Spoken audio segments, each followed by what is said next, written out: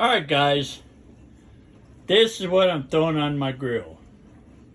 Y'all can see it's well seasoned, okay? And right here, I've got the bone in, okay? Well, this is gonna be, hopefully, my pulled pork. It is a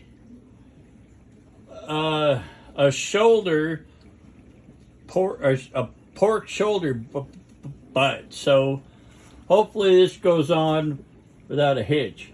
So now we're gonna go outside, okay? And I've got my Z grill, okay? And everything is all set up. I might have to take this out here. Otherwise, it's all set up.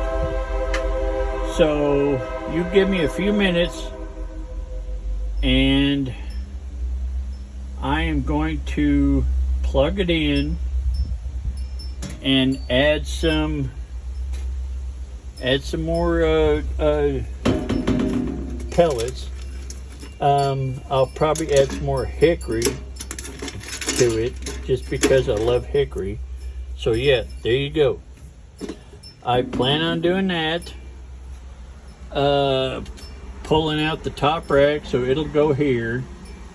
You know, I might even throw in my my cold smoker just to help it along.